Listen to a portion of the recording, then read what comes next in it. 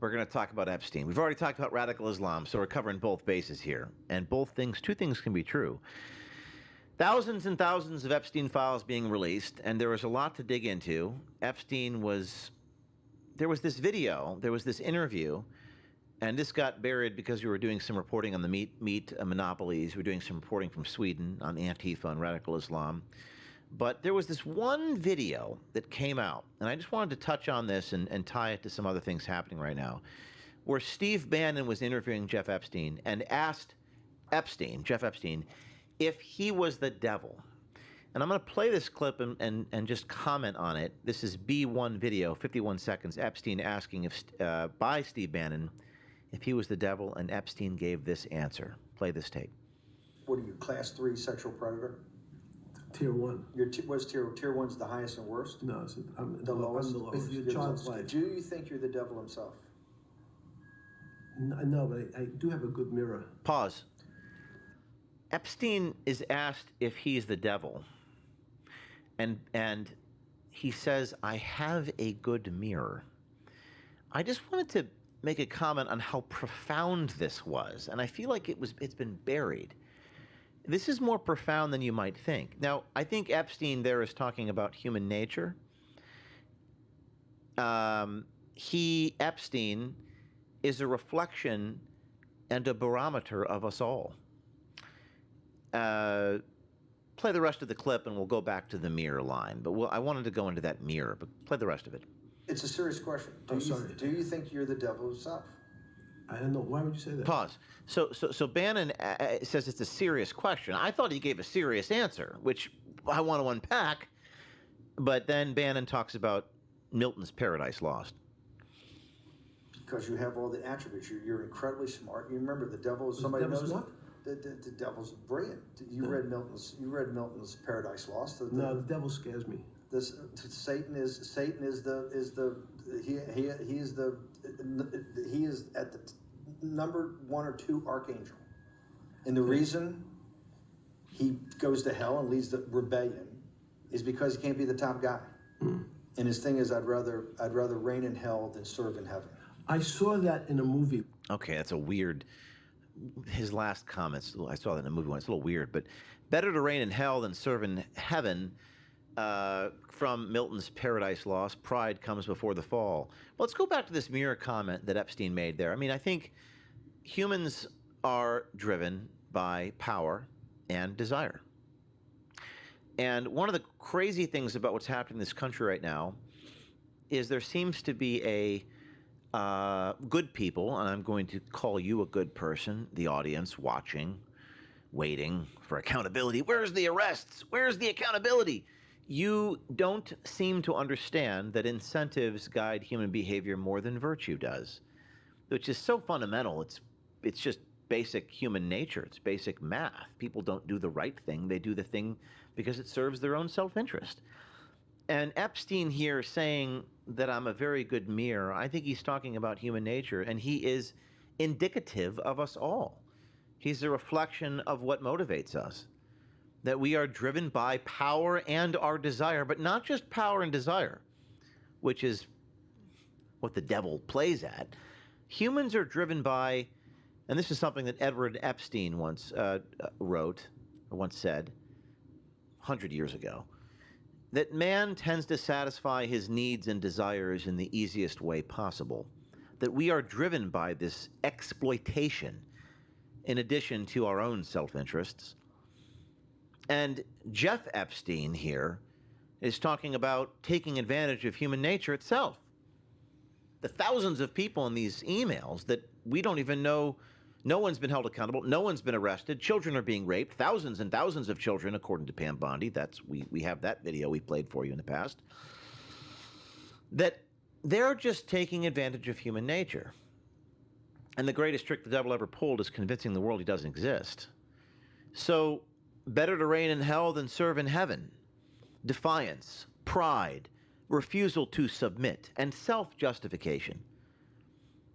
Does that sound familiar to you? Sounds very familiar. It sounds like a story we did recently. Sounds like someone we both know. Involving a board member. Quote, everybody is corrupt except me. Do we have that quote, John? Let's play this quote. Everyone's corrupt except me. That's quite a quote, by the way. Let's play that tape. Everybody's corrupt except me. This was obtained in Miami just a few weeks ago. Go ahead. The whole world is a fraud. So that means you're a fraud too. No, the world around us. Well, why is everybody else a fraud but not you? Well, check my behavior. Call everybody out, and I'm happy to take ownership of any of my foibles. Okay, so everybody is a fraud except me. So the devil, for lack of a better word, some people, I don't believe in the devil. Okay, whatever. We're talking about, I mean, I do believe in the devil. I'm a Christian.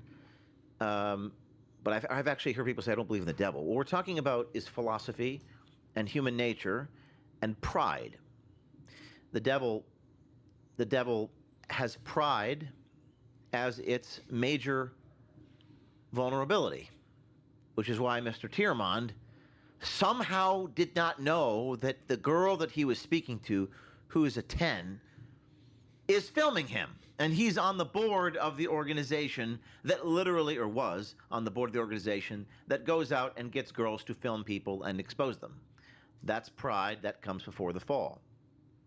So I just wanted to go back to that mirror quote. I think that's more profound than people realize about Jeff Epstein, because what it shows is that Epstein is simply a reaction to the world around him. And evil is going to replace evil. Satan was represented as a tragic, rebellious, but self-aware figure in Paradise Lost. Better to reign in hell and come in heaven. We're going to go to these files, but I just wanted to get correspondent Mike Casey, who's in the studio. He's working with us on this massive bombshell.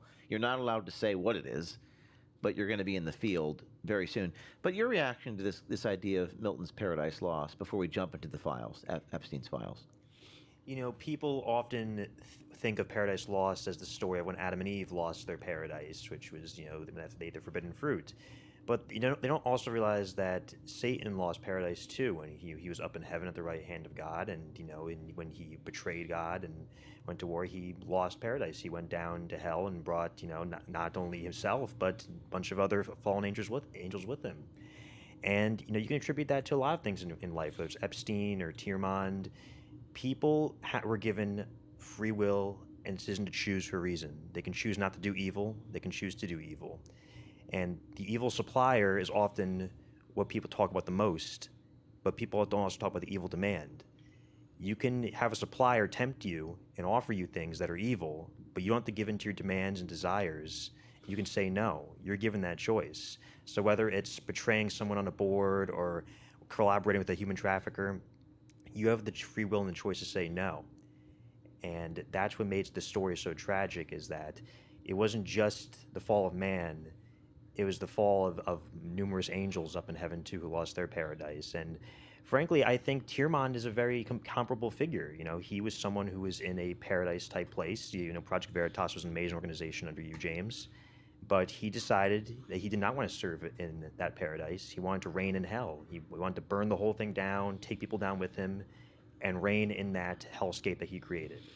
Well, we're going to talk about, I'll make one comment, we'll get into the files. I think for all of you, the audience, I think you expect your leaders and your representatives to do the virtuous thing. And what I would ask of you is to not ask your country to do that which you're not willing to do yourself. John F. Kennedy's quote from the 1960s, ask not what your country can do, ask what you can do for your country. So this whole idea that we're driven by power and desire, if you're not willing to suppress those urges, then you can't expect the people around you to do that. Let's go to the Epstein files. This is the B2. This is Epstein video showing off a minor victim. There's no audio here, but and I believe we've censored the image because there's a victim. Let's go to that real quick. And he's showing someone off into the video here. This is blacked out with a square. If you're just tuning in, this is James O'Keefe on The Inside every Tuesday. We're talking about Jeff Epstein on the week of Iran. We've also talked about radical Islam. There's a video there showing off the minor victim to the camera, which we're just reminding you of just how crazy this is. No one has been arrested yet. We're going to keep on the story. Emails have been the biggest part of the release, even showing an email where apparently the Sultan Ahmed bin Salim, CEO of DP World, sent Epstein a torture video. This is the torture email. B3 still. I am in China. I will be in the U.S. the second week of May. Where are you? I love the torture video. I love the torture video. What is the torture video? A lot of these redactions, we've gotten access to the things that are not redacted. I don't know why they over-redact on a case. Some of these redactions are silly, like the baby photo, which we'll get to in a minute, in Epstein's kitchen was redacted. We release the unredacted. The government releases it redacted. I don't understand. And this is Epstein even had a bank account named BAAL, Child Sacrificing Demon. He asked a JP Morgan affiliate to wire over money to him. This is B4 still. Asking him to wire over money. This is $11,000 to Wachovia Bank in the name of this account. Another email from the file suggested Epstein representing the Rothschild in an email, to Palantir founder Peter Thiel. This is B5 email 2016 from Peter Thiel to Jeffrey Epstein. Certainly not in Saudi. I just think it will avoid the Middle East for the next decade or so. She'll be back on the East. This guy was so networked. February 28th, as you probably know, I represent the Rothschilds. This is Jeffrey Epstein. So one of the things about being an investigative reporter is we catch this low-level graft and fraud, and then we have to go to who's at the top, who's in the conspiracy. And the DOJ has powers that I, as a reporter, do not have. I cannot use blackmail and extortion. I would be arrested if I said, we have this now, we'll try to flip you. I can't do that. I can ask for comment. Last time I just asked for comment out the Biden diary, the FBI raided me. But we want to know who's at the mid-level or at the high level behind this. And perhaps doing that would bring the whole thing down. It would topple everything. But still, I just wanted to give you a tease as to what we're working on right now, trying to find out who or what is behind this. I wish I had the powers of the DOJ I could use, for lack of a better way of putting it. You take the fraud that you've captured and you hold it and you say, hey, but I can't do that. That's unethical for me to do that. The FBI and DOJ does that all the time. Let's go to the next one. This is B6. Epstein mocked victims' faith in Jesus while abusing her. Blank said she felt God's presence next to her when she was in bed. She knows that Jesus watches over her and he helped save her life. Whoops. You should dress up as him when you see her. From Redacted. I don't know what context is missing that would prevent them from showing us who that individual is. One thing that citizen journalists can do, and I do intend to do this, is to go confront all these people in the files, like the Harvard professor. We need to go do that. I mean, it could take days to surveil these people, but we should be doing that. And ask them, put a microphone in their face and ask them what's going on. I mean, that's something that a citizen journalism army could and should do. That's something that you could do. Oh, I don't know how to do that. There's a question. I'm going to say what you said last week. I don't know how to do that, James O'Keefe. I don't know. What can I do, James O'Keefe? Hey, James O'Keefe, what can I do? Well, do you know how to use a phone? Do you know how to use your phone? I know you know how to use your phone because you take pictures with me at events. I know you know how to use a phone. I don't know what to do. Well, do you know how to take a picture and post it on Instagram? That's right. You do know how to do that, don't you? So you take the device that you use to take pictures with people, and you simply you take pictures of bad people. You take your phone and you put it up like you're taking a picture at Mar-a-Lago, but you don't do that. You take a picture of the bad guy. See, again, you know what to do. It's that you don't want to do it because of some other thing, like fear or shame or I don't know what it is, because I don't feel it, but many of you do. You're worried about like being branded with the scarlet letter or losing your job or some such thing, and that's the problem. That's the problem that Epstein is talking about, that he's a mirror. You see, he's a reflection of your fears and your desires. your fears, not your desires, but the bad people raping children and so forth and torturing them and mocking their belief in Jesus. Let's face it, healthcare is a mess. Outrageous premiums, surprise bills, denied claims, and now the rates are climbing again. Medical debt is the #1 cause of bankruptcy, even for people with insurance. That's why I switched to Impact Health Sharing. No networks, no woke nonsense, just real savings and up to 50%. You can pick your doctor, there's no surprise bills, there's 24/7 telehealth, and maternity support. Take control of your healthcare before the system decides for you. Go to impactomg.com, that's impactomg.com, or call 855-378-6777 now. Impact Health Sharing, built differently.